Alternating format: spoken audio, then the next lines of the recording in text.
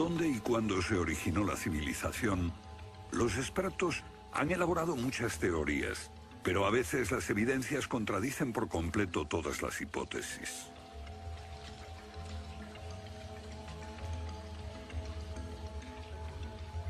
Bajo el suelo congelado de Siberia se han encontrado especies animales extinguidas por un repentino cataclismo global, como el mamut gigante.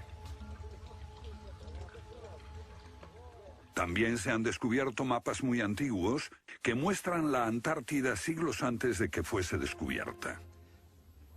Este mapa tiene centenares de años y describe la auténtica configuración de la Tierra de la reina Maud, que está oculta bajo 1 kilómetro de hielos, y su configuración real no se conoció hasta 1949. Hace 100 años, un arqueólogo concluyó que la antigua ciudad de Tiahuanaco, en Bolivia, fue un observatorio estelar alineado con el Sol y las estrellas. Calculó que tendría 17.000 años. Su afirmación fue puesta en ridículo hasta hace poco tiempo. La única corrección que yo haría se debe a que ahora contamos con mejores mediciones, y sospecho que su antigüedad sería de unos 12.000 años. Tiahuanaco es la ciudad más antigua que conocemos en toda la Tierra.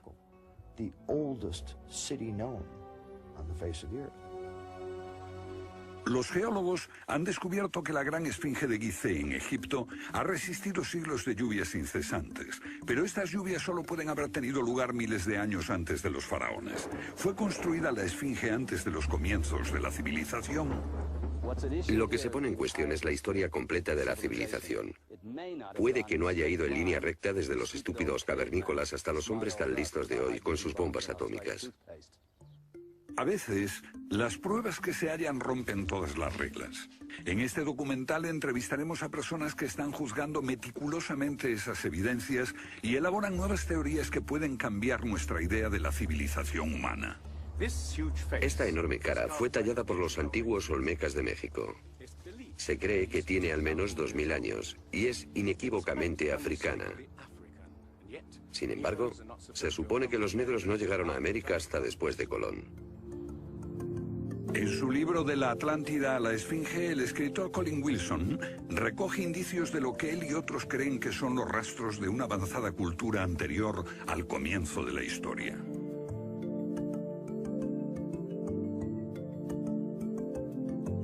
El filósofo griego Platón describió de manera precisa dicha civilización que, según le dijeron los sacerdotes egipcios, surcaban los mares miles de años antes, hasta que fue destruida por un terrible cataclismo. Platón la llamó Atlántida.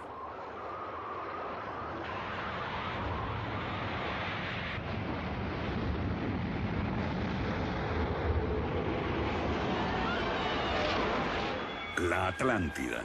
Un terrible cataclismo. Sabemos de una catástrofe así por otro mito, el diluvio bíblico, Noé y su arca, un mito igualmente despreciado por los científicos.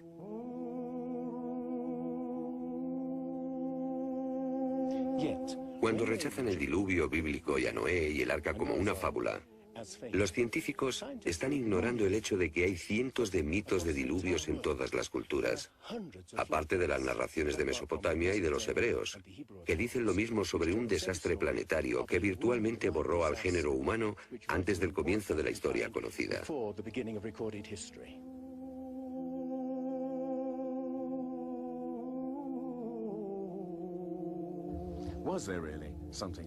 ¿Hubo realmente algo parecido a un diluvio? Y si así fue, ¿existió una civilización anterior a todas las otras? Digo una civilización, y no la Atlántida. Porque en cuanto se menciona la Atlántida, el científico exclama, «Oh, no», y deja de escucharnos. ¿Pero es neutral la ciencia? ¿Lo es realmente cuando afirma, limítese a los hechos como punto de partida? La ciencia ha tendido a centrarse más en teorías que en hechos. Una teoría surge para explicar unos hechos, pero otros se dejan de lado. Nuevas evidencias pueden cuestionar la teoría, pero con frecuencia también son ignoradas. Llamamos a estos hechos anomalías. Son evidencias que no encajan en la teoría. En su polémico libro Arqueología Prohibida, los científicos Thompson y Cremo muestran lo que ocurre cuando una evidencia contradice las teorías científicas. En los últimos 150 años, los arqueólogos y antropólogos han enterrado tantas evidencias como las que han desenterrado, literalmente.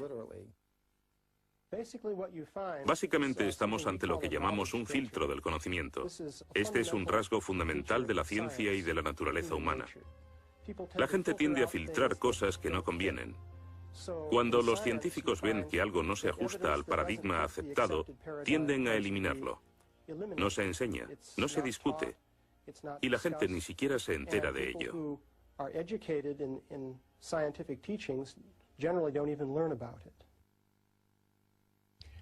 Lo que estamos diciendo, por ejemplo, sucedió en Iatliclo, México, en 1996.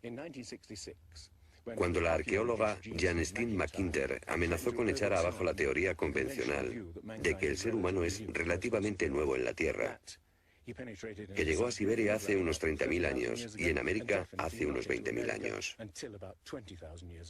En México, la arqueóloga Stine McIntyre descubrió herramientas de piedra y huesos humanos y los sometió a una batería de pruebas científicas. En 1966 pensamos que era un yacimiento antiguo y creímos que tendría unos 20.000 años. En aquella época se pensó que era demasiado tiempo. Cuando lo datamos mediante una batería de métodos supimos que tenía 250.000 años.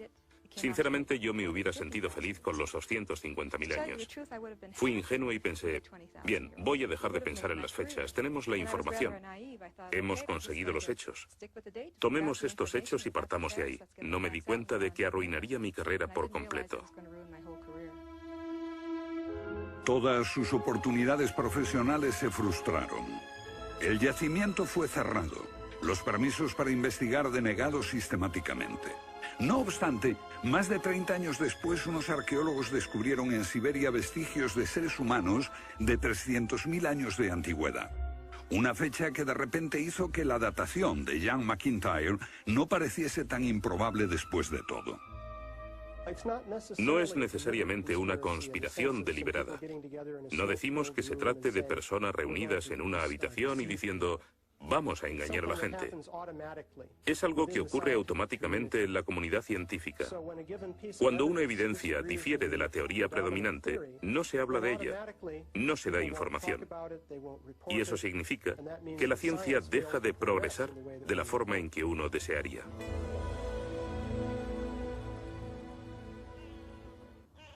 ¿La ciencia está pasando por alto evidencias de un pasado que hemos olvidado?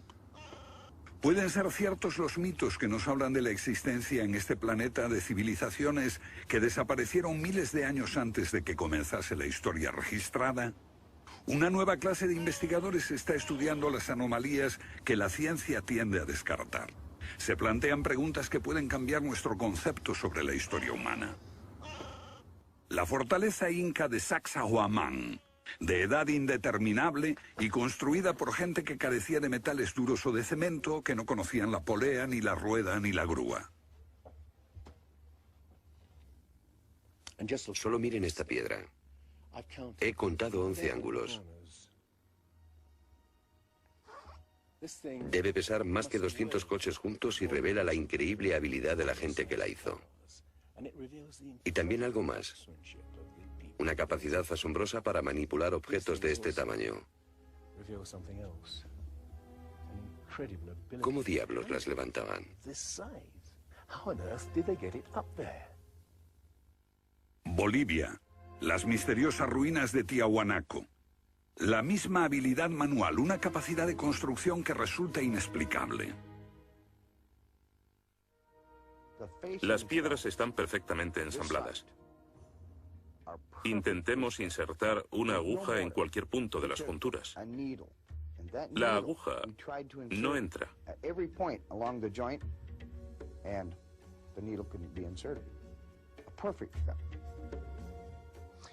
Cuando los conquistadores españoles le preguntaron a los incas si ellos habían construido Tiahuanaco, respondieron, no, no la construimos. Se hizo miles de años antes de que viviéramos nosotros. La evidencia muestra que fue erigida por una civilización avanzada. Un descubrimiento casual nos lo revela. Los bloques de construcción de Tiahuanaco no están pegados con cemento. El que separa estas piedras descubre el inesperado brillo metálico que las mantiene unidas.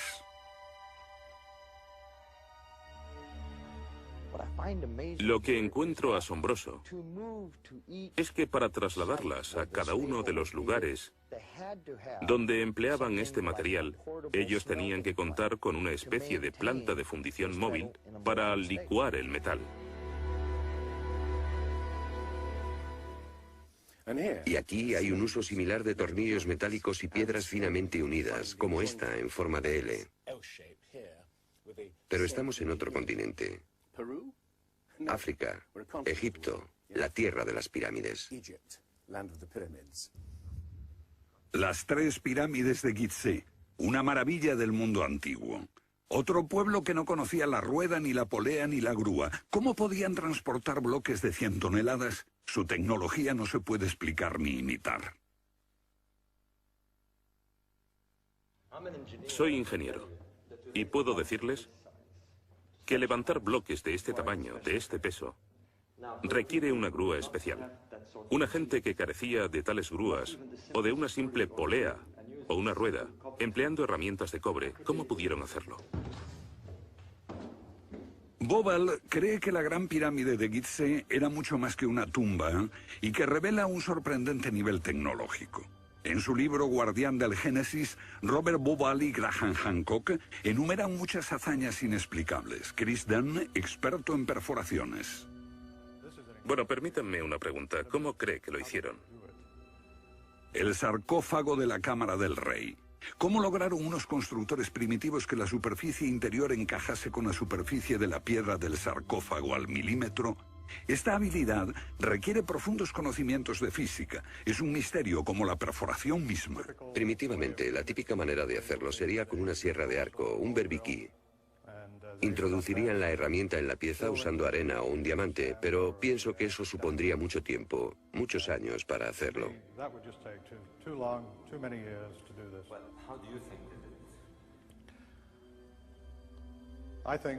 Creo que debieron haber usado herramientas más potentes. Hoy, para perforar esto, tendríamos que hacerlo a una velocidad de 6-10 milímetros por revolución de taladro en el granito. Ellos lo hicieron más rápido de lo que lo haríamos nosotros. Más rápido, investigadores como Chris Dunn se preguntan acerca del propósito de emplear este raro instrumento en un friso oculto. ¿Taladros superpotentes? Esto parece una conclusión precipitada. Los indicios de un taladro de alta velocidad se erigen en otro misterio sin resolver. Ahora miren esto. La increíble precisión de la mano de obra. La total suavidad de las paredes en esta supuesta tumba para bueyes sagrados. Y que implica un alto nivel de destreza. Por supuesto, eso podría explicarse en términos de cientos de obreros puliéndolas durante 10 años seguidos. Pero, si hablamos del misterio de los vasos egipcios, no como este vaso de arcilla que acabo de comprar, sino vasos hechos de alabastro, basalto e incluso diorita, que es la piedra más dura de todas.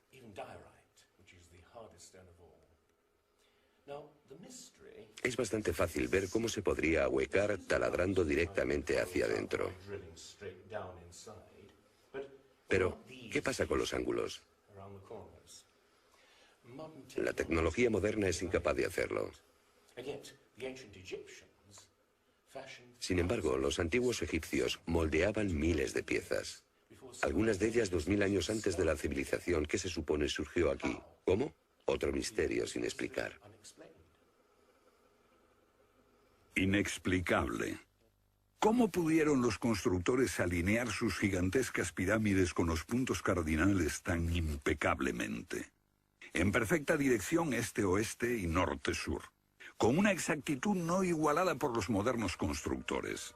La Gran Pirámide parece ser un modelo matemático del hemisferio norte e incorpora el trascendental valor de pi, las veces que cabe el diámetro de un círculo en su circunferencia.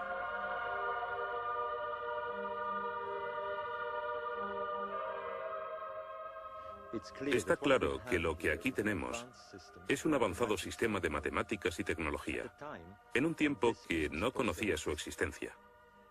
Para lograr estos resultados, los antiguos constructores tenían que usar un eclímetro de 52 grados. Cualquiera otro no valdría. Pero no solo los egipcios conocían el valor pi. Ese valor también está representado en la pendiente de esta pirámide y en el extraño ángulo que le dieron sus constructores, en Teotihuacán, México, el lugar que los indios llamaban Ciudad de los Dioses.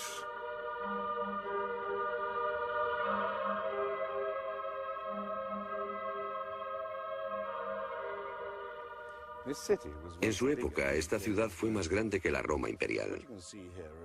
Lo que pueden ver es una serie de estanques que llenaban de agua, cuya superficie lisa reflejaba los cielos y cuyas ondas podrían servir como anuncio de terremotos. Estos templos, en el lado opuesto, se cree que representan cuerpos celestiales. Una cosa está clara: todo el lugar parece tener una especie de obsesión con la astronomía y la eternidad.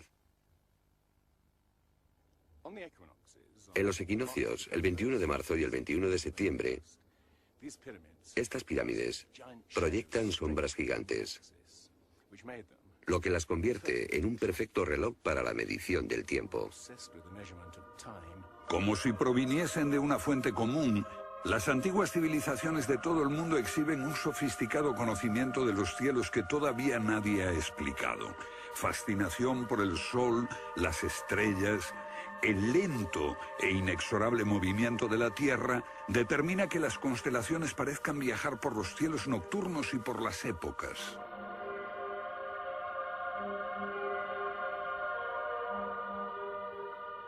Según los estudiosos, los antiguos egipcios no tenían un gran conocimiento de la astronomía. Pero en el templo de Dendera hay muestras de su sofisticado conocimiento del cielo. Miren las constelaciones del zodíaco: Leo, Tauro, Piscis. Y aquí, la constelación de Orión. Bauval cree que la astronomía es la llave de muchos misterios de las pirámides. Los antiguos egipcios veían en la constelación de Orión a su dios Osiris, señor de los muertos y la vida ultraterrena. Bauval halló el reflejo de ese dios en las pirámides de Gizeh.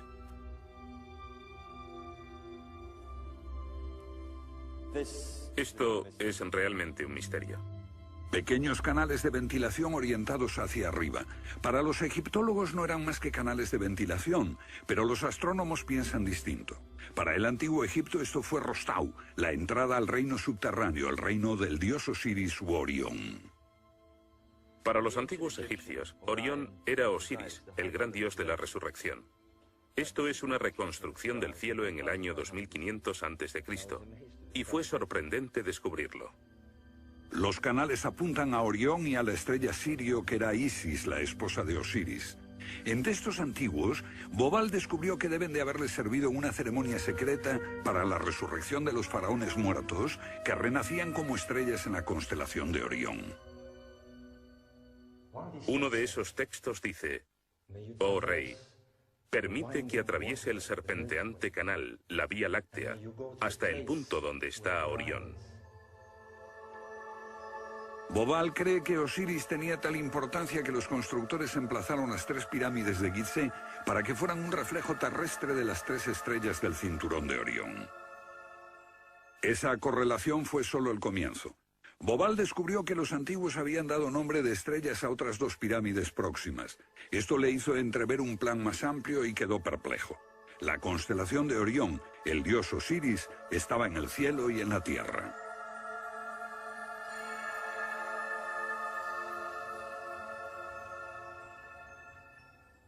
México, donde Teotihuacán presenta otro paralelo.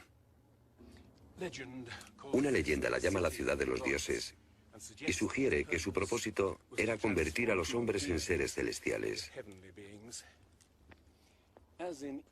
Como ocurre en Egipto con las pirámides de Giza, los mitos hablan de la reencarnación en las estrellas. Ese es el secreto de Teotihuacán.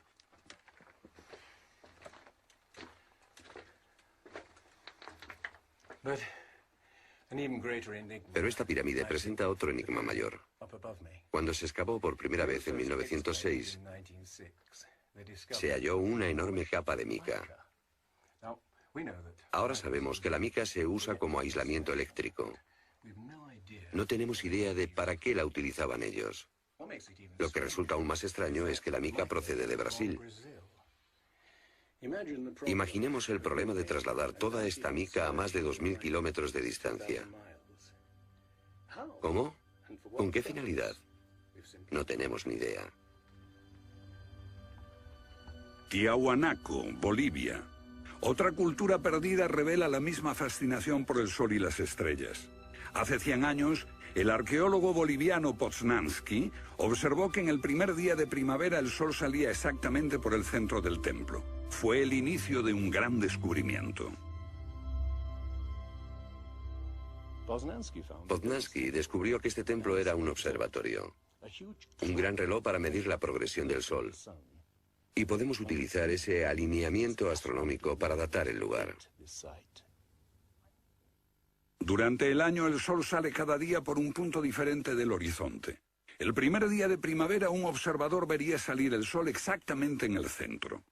Estudiando el esquema de Poznański, dedujimos que en los primeros días de invierno o de verano el sol saldría por encima de las piedras angulares. Pero no fue así. Los arqueólogos actuales dicen que los constructores cometieron un error de cálculo. Después de observar la perfección con la que se construyó este sitio, con piedras de 100 toneladas, sugerir que los marcadores del solsticio están mal alineados me parece increíble. Neil Stide hizo una completa verificación de los cálculos de Poznański. Midiendo el ángulo de las piedras angulares y comparándolo con las posiciones actuales de salida del sol, Poznański calculó que Tiahuanaco fue construida hace 17.000 años. En ese tiempo, la inclinación del eje de la Tierra era ligeramente distinta de lo que es hoy en día y el sol habría salido directamente encima de las piedras angulares.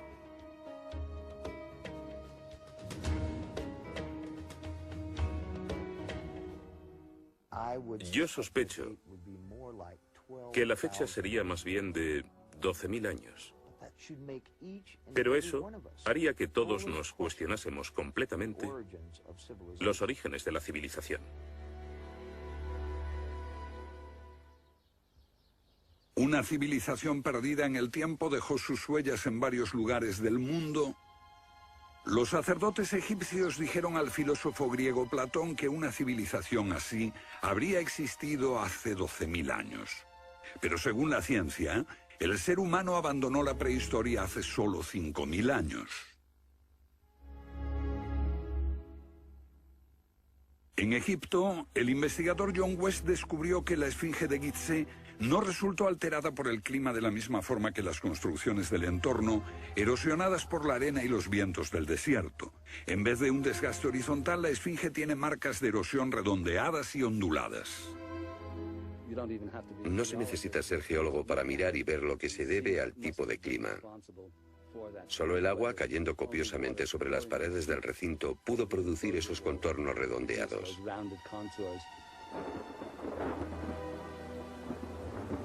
¿Agua en el desierto del Sáhara? Ciertamente no en tiempos de los faraones. Para eso hay que trasladarse a finales de la era glaciar. Unos 10.500 años antes de Cristo, miles de años antes de que existiesen los faraones. ¿Pero por qué entonces la esfinge tiene cabeza de faraón?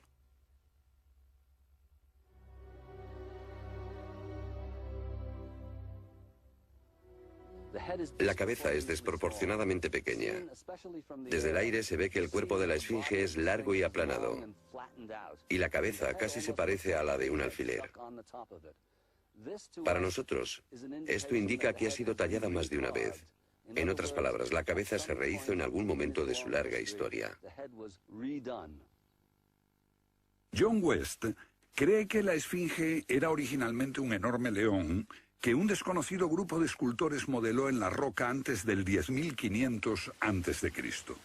Se comenzó a erosionar cuando el final de la era glaciar alteró el clima y causó lluvias que cayeron durante siglos. Solo miles de años después, un faraón habría tallado la cabeza con su propia imagen. ¿Tiene la esfinge más del doble de la antigüedad que creíamos?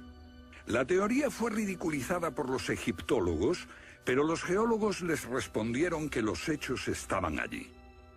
Más extraño aún, según Robert Bauval, la evidencia astronómica sugiere que las pirámides de Gizeh parecen revelar esa increíble antigüedad. La disposición de Gizeh coincidía misteriosamente con la posición de Orión en el año 10.500 a.C., cuando la esfinge miraba hacia Leo, su propia imagen en los cielos. La puesta de Orión en esa fecha distante se correspondía exactamente con las tres pequeñas pirámides, y existen muchos otros hechos difíciles de entender.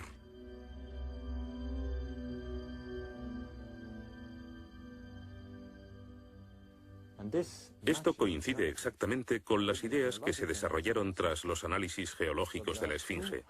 Dos ciencias sólidas indican que la Esfinge podría remontarse al año 10.500 a.C.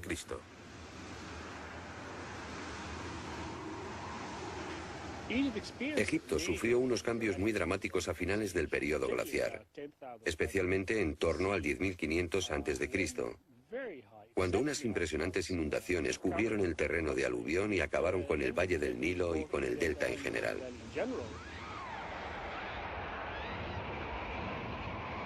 «10.500 años antes de Cristo, un periodo de inundaciones.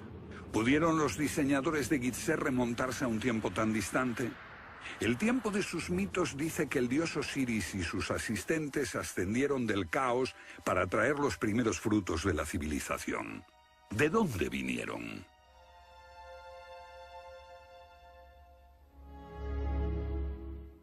Un dios muy parecido fue el señor de la antigua Tiahuanaco en Bolivia.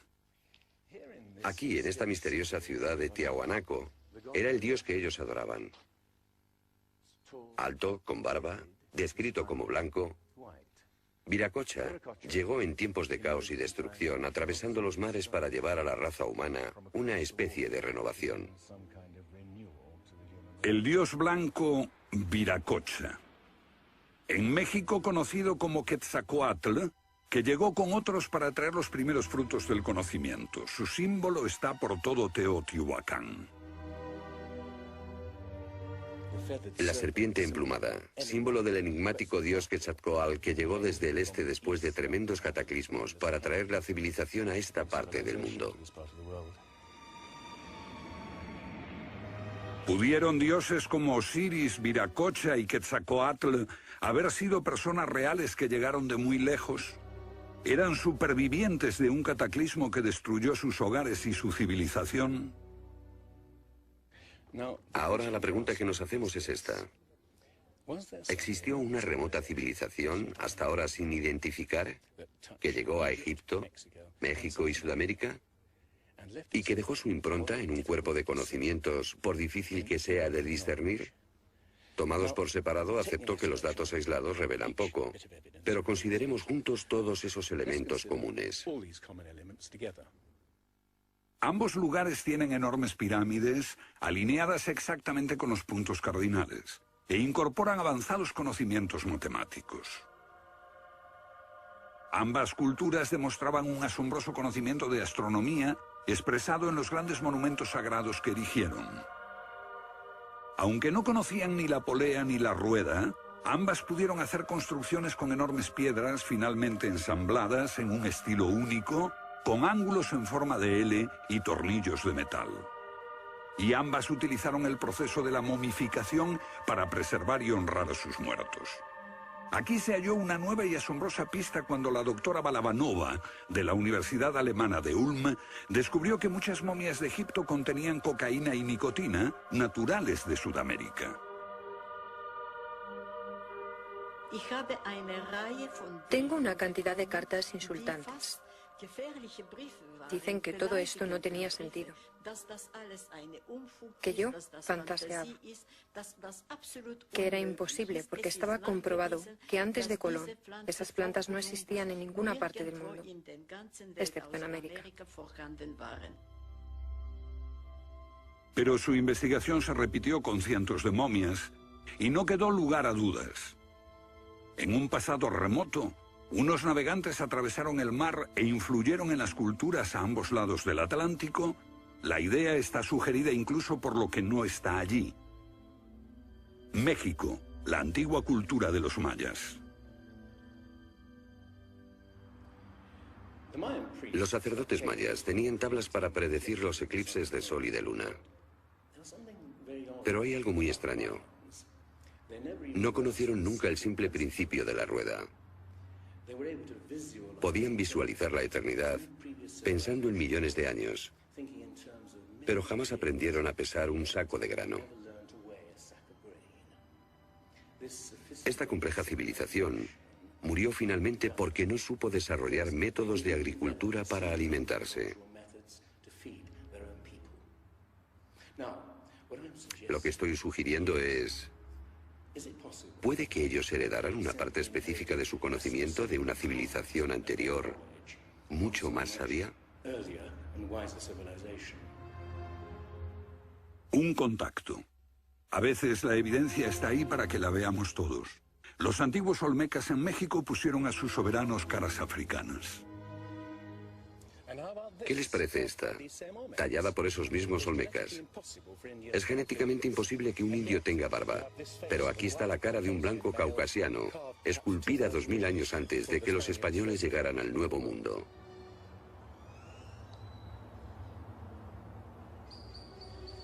Caras de africanos y de caucasianos esculpidas muchos siglos antes de Colón. ¿De dónde vinieron? ¿Cómo llegaron aquí? ¿Cómo influyeron en la más antigua cultura de América Central, en la cultura madre de México? Lo que todos los arqueólogos saben es que de pronto se materializaron alrededor del 1500 a.C. Esta gente, cuya expresión característica era la de esculpir enormes caras de piedra, cabezas de caucasianos y africanos que parecen haber salido, no se sabe de dónde.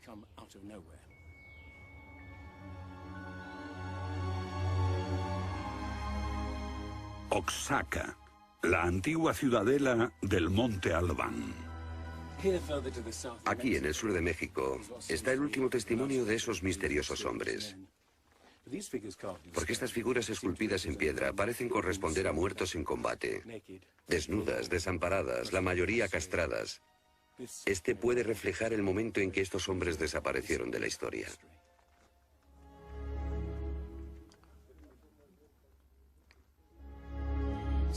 Entonces, ¿hubo una compleja civilización de navegantes que cruzó el Atlántico siglos antes de Colón? Pero tenemos otra evidencia. Estos son viejos mapas que sugieren que los antiguos marinos tenían un conocimiento de la Tierra que nunca se ha explicado. Un puzzle para los científicos de este siglo. En 1513 el almirante turco Piri Reis cartografió parte del mundo que nadie había visto hasta entonces. Colón solo exploró la zona del Caribe. No bajó a esta zona de Sudamérica, hasta la Antártida. No estuvo nunca por esa zona. Pero estos mapas muestran todos estos detalles con gran precisión, antes de que cualquier explorador europeo llegase a esas regiones. Este mapa, de muchos siglos, describe la configuración real de la tierra de la reina Maud, que ahora está sepultada bajo 1 kilómetro de hielo. Y su forma precisa no se determinó hasta 1949. Inexplicable. Los cartógrafos han meditado mucho sobre la extraña proyección cartográfica utilizada en el mapa. Hallaron un parecido con el que utiliza un moderno submarino nuclear que hace mediciones del mundo mientras se aleja de un punto de referencia. En este caso, el centro está en Egipto. ¿Es ese el hogar de los antiguos cartógrafos? El mapa muestra exactamente esta parte del mundo, pero hay más. Para mí el aspecto más significativo del mapa de Piri Reis es que describe exactamente la longitud. Algo que los europeos no fueron capaces de hacer hasta el siglo XVIII. La longitud. Esa historia comenzó en estas playas en 1707, cuando la flota inglesa navegaba por el Mediterráneo hacia Inglaterra. En aquellos días era bastante fácil determinar a qué distancia estaba el norte o el sur, midiendo el ángulo que el Sol y las estrellas formaban con la superficie de la Tierra. Pero no había técnicas para determinar lo lejos que estaba el este o el oeste. ¿Longitud? El almirante Sir Clutley Safel se enfureció cuando un marinero del oeste del país le dijo que estaba alejándose unas 20 millas del este y era probable que la flota naufragase en la costa. Cuando sus oficiales le dijeron que el rumbo era correcto, mandó ahorcar al marinero por insubordinación. En sus últimos momentos debió haber deseado no haberlo hecho. Los barcos se habían hundido antes por millares. Pero entonces la pérdida de una flota entera promovió la búsqueda de un reloj preciso para calcular la longitud. Tuvieron que pasar 2 generaciones antes de que finalmente se consiguiese. No obstante, el mapa de Piri Reis ya mostraba un conocimiento de la longitud al menos 250 años antes. En el mapa de Piri Reis se menciona el hecho de que se trate de una recopilación de muchas otras cartografías. Son copias de copias de copias. La mayoría de quienes los han estudiado creen que esos mapas proceden de los tiempos de Alejandro Magno, pero son incluso mucho más antiguos. Mapas del mundo confeccionados antes de que supiésemos navegar por los océanos. Técnicas de construcción inexplicables, un complejo conocimiento de las matemáticas y la astronomía. Si existió una tecnología tan avanzada capaz de dar sus conocimientos a los constructores de la Esfinge y a los pueblos de los Andes y México, ¿qué pasó con ella?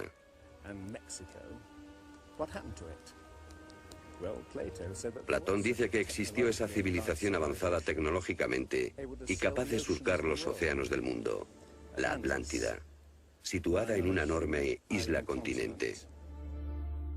Rechazando una civilización perdida, la ciencia niega también la idea de una catástrofe global que la destruyó. Pero Platón y la Biblia no son las únicas evidencias. El Popol Vuh, libro sagrado de los mayas, habla de enormes marejadas e inundaciones que azotaron el mundo durante meses. Una lluvia fría y negra indescriptible y granizo. Los antiguos hablaban de tiempos de caos, de inundaciones y oscuridad de los cuales emergieron los dioses para dar forma a la tierra de Egipto.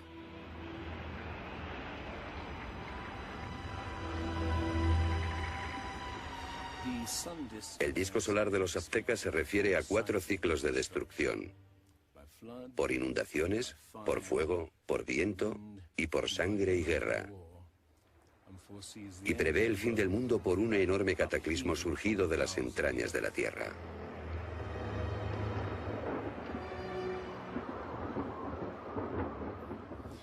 Otros mitos de la América antigua hablan de inundaciones apocalípticas y torrentes de fuego, de erupciones volcánicas y terremotos.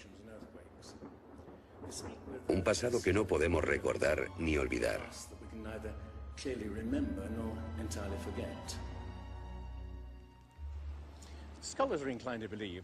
Los especialistas tienden a creer que el diluvio es una fantasía de los viejos poetas.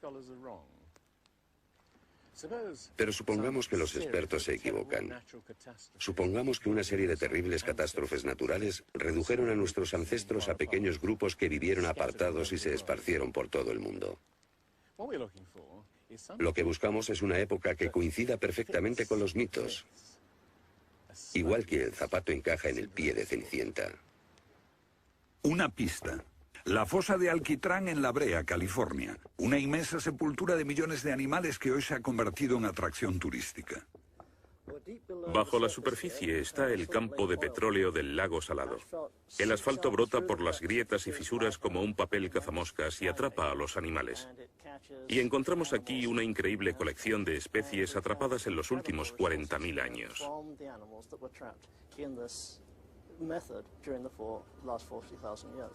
Esta fosa de Alquitrán puede leerse como un libro de tiempos remotos, cuando abundaban los animales y nosotros no los considerábamos como originarios de América. Mamuts, elefantes, rinocerontes, perezosos gigantes, tigres sable, incluso caballos y camellos. Después, Una tremenda catástrofe los barrió, al parecer, en unas pocas décadas, en torno al 10.500 a.C., hace más de 12.000 años. Todos los grandes animales, cualquier animal más grande que un coyote, se extinguieron en pocas décadas. Sí, fue sin duda una gran catástrofe.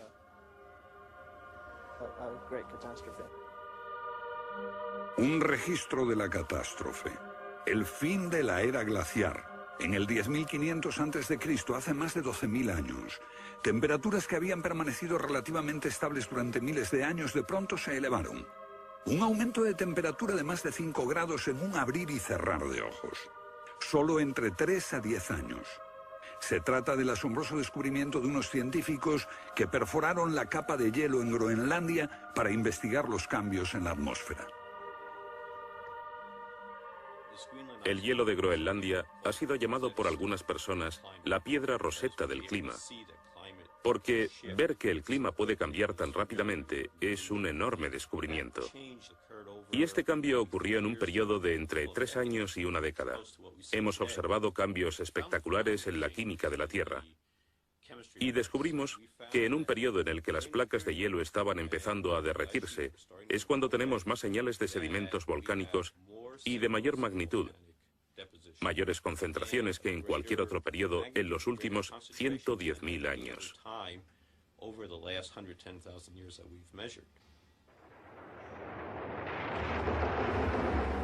Un surgimiento de volcanes nunca visto, acompañado por desórdenes atmosféricos y gigantescas inundaciones. Porque mientras las placas de hielo de más de 1 kilómetro de espesor se derretían en pocos años, el nivel de los mares aumentaba dramáticamente. De repente, los mares ocuparon lo que había sido suelo seco. Se podía caminar desde Gran Bretaña a Escandinavia antes de que una revolución climática diese forma al Mar del Norte. Fue un periodo en que las grandes inundaciones cubrieron las llanuras de América del Norte, y por eso es que se encuentran esqueletos de ballenas en Michigan. Un tiempo de cataclismos a finales de la era glaciar, que puede coincidir con los mitos. Solo en el Nuevo Mundo se extinguieron alrededor de 70 especies de grandes animales. Mamuts, perezosos gigantes, camellos, caballos. Permítanme ponerlo en perspectiva. En los anteriores 200.000 años se había extinguido menos de 1/3 de esa cantidad. Y este modelo extraordinario de extinción se repitió en Europa y Asia. En las capas subterráneas de hielo de Siberia y Alaska se descubrió una masa enmarañada de huesos de millones de animales que perecieron en un cataclismo. El mamut gigante no murió a manos de los cazadores. Desapareció por una catástrofe natural. A finales del siglo XIX, unos cazadores encontraron por casualidad el cuerpo de un enorme animal congelado. Después de ser desenterrado y transportado, se encontró que en el estómago tenía plantas pertenecientes a un clima templado y aún sin digerir. El animal se había congelado de una forma muy rápida, como no es capaz de hacerlo ningún congelador moderno. Lo cierto es que hace unos 12.000 o 13.000 años un frío inmenso azotó Siberia. El enigma de los mamuts congelados en un instante ha dado pie a extrañas anécdotas. Algunas ciertas y otras no. Lo que es auténtico es un informe del barón Wrangel, un naturalista del siglo XIX que descubrió la isla Byrd al norte de Siberia, donde la arena quedó literalmente mezclada con bancos de huesos y colmillos de mamut y otros animales que habían desaparecido en alguna catástrofe. Esas extinciones masivas, esa imponente actividad volcánica, ese veloz derretimiento del hielo, parecen sugerir que hubo un cambio climático brusco hace 12.000 años. Hay algún factor desconocido que no logramos descubrir.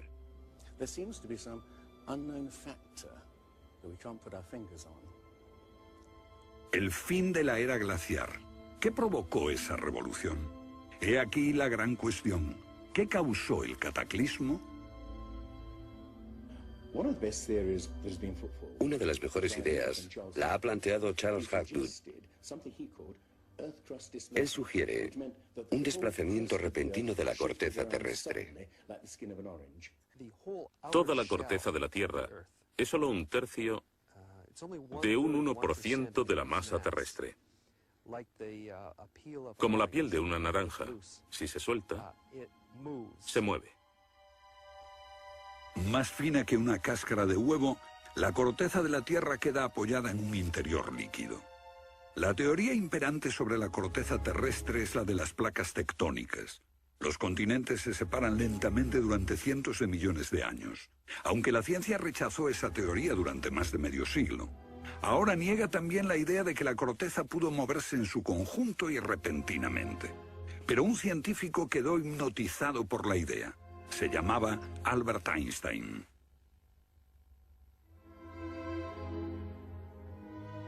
Esto es un resumen de lo que dijo. Cuando me encontré con el trabajo de Hapgood, quedé conmocionado. Se trataba de una idea simple, pero que podría explicar una serie enorme de problemas. Hapgood tenía esa teoría. La cuestión era cuál fue el mecanismo que puso en movimiento el gigantesco conjunto. Y fue Einstein quien planteó una sugerencia. La enorme cantidad de hielo que rodea a los polos puede tener 3 kilómetros de espesor. Esos incontables miles de millones de toneladas de hielo, si se formaran de un modo desproporcionado, harían que toda la Tierra se sacudiese como una rueda, con un enorme peso colocado en su borde. Esta vibración bastaría para hacer que la corteza de la Tierra se moviese súbitamente. Hace 55.000 años el Polo Norte estaba cerca de Europa, pero de pronto se desplazó hacia la bahía de Hudson, en Canadá. Y en torno al año 12.500 a.C. se volvió a mover casi 2.000 millas hasta donde está actualmente. O es mejor decir que las tierras y los mares atravesaron el polo, impulsados por un repentino desplazamiento de la corteza terrestre. De ser así, esta es una de las cosas que habrían ocurrido al final de la era glaciar. El desplazamiento impulsó a América fuera de la zona polar. El mar en el norte se congeló con una fina capa de solo unos metros de espesor. La inmensa vieja capa de hielo de Norteamérica, con más de 1,5 kilómetros de grosor, se derritió rápidamente en pocos años. Ahora, lo que es muy interesante de la teoría de Hapgood y Einstein es que también explica bastante bien algunos otros mitos, independientemente del diluvio. Hay mitos sobre tremendos terremotos, catástrofes volcánicas, lluvias negras cayendo del cielo, congelación repentina, congelación del suelo. Y podemos ver que un ejemplo de esto es precisamente lo que pudo pasar si la corteza terrestre se desplazó. Con bastante rapidez, las áreas que antes habían estado congeladas pasarían a ser zonas cálidas, y así se explicarían hechos como el rápido congelamiento de los mamuts en Siberia. Si el desplazamiento de la corteza terrestre causó el diluvio que aniquiló una civilización, ¿dónde estaba esa civilización? Algunos investigadores creen haberla hallado en la isla griega de Santorini, que fue devastada por una terrible erupción, o en la antigua Troya, o en la isla alemana de Heligoland, casi arrastrada hacia el Mar del Norte. Pero no se ha encontrado nada. Y es precisamente este problema lo que ha hecho descartar la Atlántida de Platón como una propuesta seria. Veamos. Los oceanógrafos han cartografiado los suelos oceánicos y sencillamente no hay ningún continente perdido. ¿O sí? Platón describe la Atlántida como una vasta isla-continente con montañas, situada en medio del océano. Y el océano, por supuesto, es el océano que rodea toda la Tierra. Fue más tarde que comenzamos a dividir el océano en diferentes partes, llamándolo Atlántico, Pacífico, etc. En realidad el mundo tiene un solo océano. Y los mitos de todo el mundo son muy explícitos acerca de lo que pasa. El Zen Avesta de la literatura védica describe que esa isla no solo se destruyó tras un diluvio, sino que está cubierta por nieve y hielo. De modo que estamos buscando una isla cubierta de nieve en medio del océano, y una gran candidata para este papel es la Antártida. Si el Polo Norte se desplazó, también debió hacerlo el Polo Sur. Flennat cree que hace 12.000 años una parte de la Antártida permanecía en zonas templadas y pudo haber albergado una civilización que desapareció cuando el continente se convirtió en el Polo Sur. Esa es la explicación que él encuentra en los mapas que muestran partes de la Antártida que están debajo del hielo. El almirante turco Piri Reis demuestra un conocimiento de la Antártida que no debería de tener. Tras examinarlos, especialistas en cartografía de la Armada y de las Fuerzas Aéreas nos dicen: hemos hecho comparaciones de picos salientes y de montañas. Hemos descubierto que coinciden de forma asombrosa. Lo que debemos enfatizar es que no estamos hablando de un mapa, el mapa de Piri Reis, que podría cuestionarse. Estamos hablando literalmente de docenas de mapas. Por ejemplo, el mapa Phineus de la Antártida es sumamente preciso en cuanto a la configuración, mostrando sistemas fluviales que existieron allí, pero que no se conocían en el siglo XVI. La Antártida no fue descubierta hasta cerca del año 1800. Entonces, ¿cómo pudieron los cartógrafos europeos representarla? Solo, cree Flenaz, si ellos la copiaron de copias de otras copias de mapas que se remontan milenios atrás. Hace solo unos 25 años supimos que bajo la capa de la Antártida existían unas islas, un continente, bajo un océano helado. Sin embargo, esa información ya estaba aquí, en este mapa. Estas islas de aquí corresponden a este área, y el modelo de nevadas aquí es muy intenso. Nada aquí. Estas islas debajo de este punto se podrían haber unido entre ellas antes de unirse a la tierra firme. Así, lo que se describe aquí es algo que yo creo que verdaderamente ocurrió en torno al 8000 a.C. Puede que en el 6000 a.C.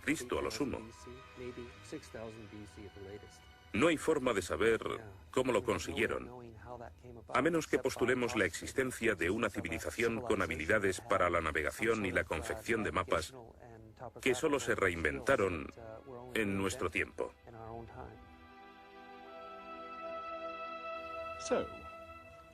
¿Fueron los comienzos de la civilización humana más remotos de lo que suponíamos? Puede que uno sienta que muchos elementos de esta hipótesis suponen conjeturas extravagantes que, vistas por separado, pueden ser todas discutibles. Pero si juntamos esas piezas, como las piezas de un puzzle, se empieza a ver que surge un modelo. Una civilización que se desvaneció y fue olvidada mucho antes de que comenzase el registro de la historia.